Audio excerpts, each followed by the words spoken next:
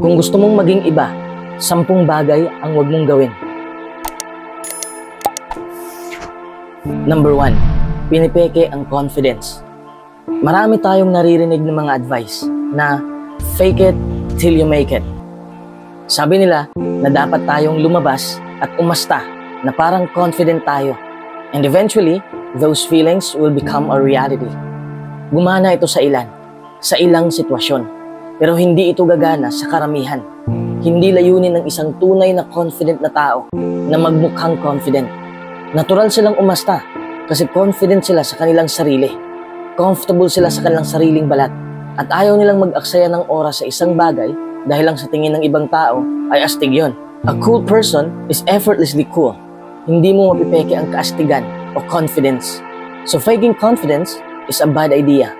Kahit sa tingin ng mga tao ay confident ka, pero alam mo sa sarili mo na shaky ka underneath. Conduct yourself professionally. Magdamit ka ng maayos. Magsalita ka ng maayos. Huwag mong sayangin ang oras mo. Number 2, huwag mong sabayan ang uso. Ang daming tao na naghahabol sa uso. Kung ano ang uso, ginagawa. Hindi ko naman sinasabi na huwag kang bumili ng fashionable clothes. Huwag kang bumili ng latest gadget. O huwag kang pumunta sa bagong tambayan. May sarili ka namang desisyon para gawin yon. Pero dapat alamin mo muna kung ano ang purpose mo. Alamin mo kung ano ang sitwasyon, kung ano ang goal mo, at kung ano ang consequence kung ayaw mong sumabay sa uso. May malaking risk din kasi. Trends often emerge for a reason, and they may represent what is currently popular or in demand. By not following them, you may miss out on potential opportunities, or you may face challenges in gaining acceptance. Ang punto ko, gawin mo ang isang bagay, uso man o hindi, basta't gusto mo. Bilhin mo ang isang bagay, uso man o hindi. Kainin mo ang pagkain dahil gusto mo. Hindi dahil sikat na pagkain ito ngayon. Pumunta ka sa isang lugar, hindi dahil may sikat na tao na palaging tumatambay doon. Be yourself. Don't try to be someone you're not. Embrace your uniqueness and share your true personality with people. Number 3, huwag kang magpa-impress. Ang taong tunay na confident ay hindi umaasa sa validation ng iba upang tumaas ang kanilang kumpiyansa sa sarili. Ganito ako noon eh. I have done that as well, so don't feel too bad. I think that sometimes it is a thing we do subconsciously without realizing it. May mga tao kasing nagpapa-impress dahil doon sila nakakuha ng kumpiyansa sa sarili. Masarap din naman na may mga taong believe sa'yo o may gusto sa'yo. Ramdam mo ito, di ba? But now, if you like me, then great. If you don't, that's your problem.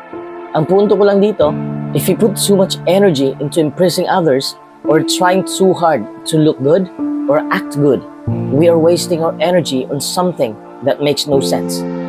Natutunan ko sa buhay na kung gusto nilang makasama ka, sasamahan ka talaga nila. Di ba? And those who don't care about you or are jealous of you will always find some of your faults, no matter how hard you try to satisfy their expectations. Ibig sabihin, hindi mo mapiplease ang lahat. Kapag gagawin mo to, may mamumuna. Kapag hindi mo gagawin, may masasabi pa rin sila. If you know who you are and you respect yourself before anyone else, there isn't a person who can damage your self-esteem. Since you understand that their opinion is, well, just an opinion. Nothing else. Number 4, huwag kang mag-post ng mga hindi dapat. Halos lahat tayo ay may social media accounts. Ginagamit natin ang SOCMED kapag may bibilhin tayo, kapag may gusto tayong i-upload, may i-post, at may gusto tayong i-comment. Wala namang mali sa social media sites. Ang mali ay tayong mga gumagamit. Halos lahat sinishare na natin. Oversharing is a growing problem. May mga bagay o pangyayari na para sa'yo lang. At hindi naman lahat na-impress sa mga post mo. Ang mga taong tunay na may narating sa buhay, tahimik na ang mga yan. Hindi rin sila gaano nagpo-post. Mas mahilig yan mag-shared post kaysa buhay nila ang kanilang ipinapangalandakan. Pero iba na ngayon eh. Halos lahat ng tao, pinost na lahat ng buhay nila.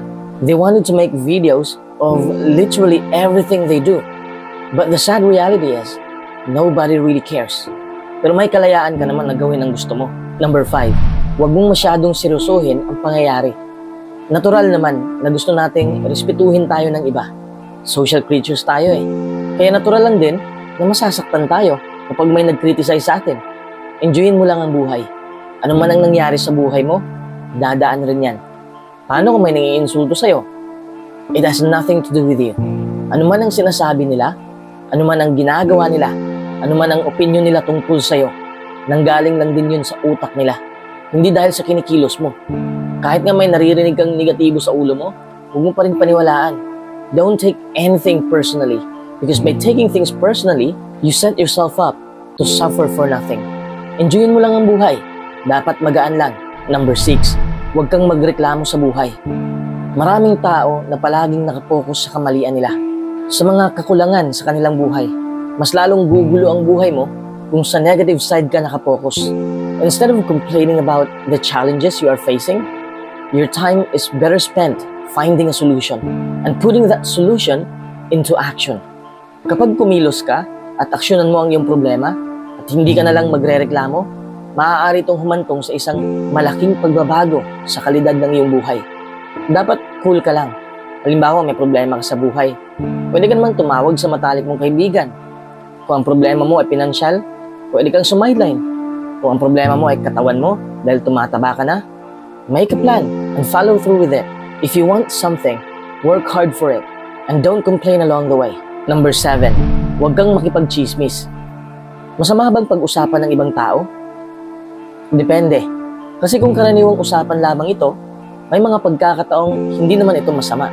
May pakinabang naman sa pakikipagpintuhan.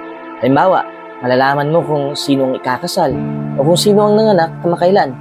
Napag-uusapan natin ng iba dahil interesado tayo at nagmamalasakit sa kanila. Ingat lang tayo kasi ang karaniwang pintuhan ay pwedeng mauwi sa chismisan. Paano makukontrol lang yung sarili kapag nangangati ang dila mo na magkalat ng chismis? Mahahalata mo naman kung ang usapan ay nauuwi na sa chismisan. Kapag ganun na ang nangyayari, kaya mo bang kontrolin ang bibig mo? Kung hindi, tandaan mong nakapipinsala ang chismis. Totoo namang maaaring makasakit ang mga salita. Sinasabi pa nga ng Biblia na may isa na nagsasalita nang di pinag-iisipan na gaya ng mga saksak ng tabak. Kaya dapat ka munang mag-isip ng mabuti bago ka magsalita. Mahirap magpreno kapag napapasarap na ang usapan tungkol sa ibang tao. Pero gawin mong tunguhin ang mamuhay ng tahimik at asikasuhin ang sariling gawain. Number 8, huwag mang judge. Huwag mong i-judge kung ano ang gustong gawin ng ibang tao, kung ano ang kanilang background, kung ano ang kanilang paniniwala, kanilang opinion, at kung ano ang kanilang itsura. You need to understand and value the fact that everyone is different and that conformity is the enemy of diversity. Kung hindi ka man sang-ayon sa mga pinipili nila, sa mga ginagawa nila, sa mga pinaniniwalaan nila, huwag mong ipamukha sa kanila na superior ka.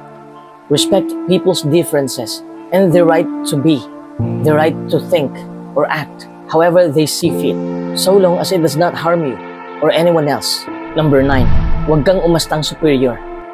Kapag umaasta kang superior, maraming negative consequences. Pwedeng ito ang sisira ng inyong relationship. Ipinapakita mo lang na kulang ka ng empatya.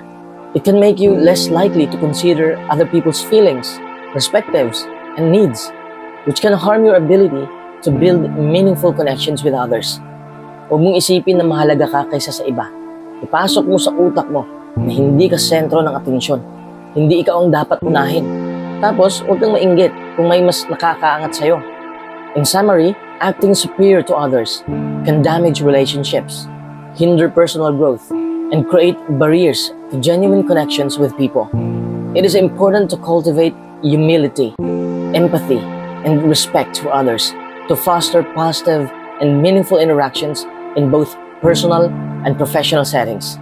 Number 10, huwag kang manatili sa comfort zone mo.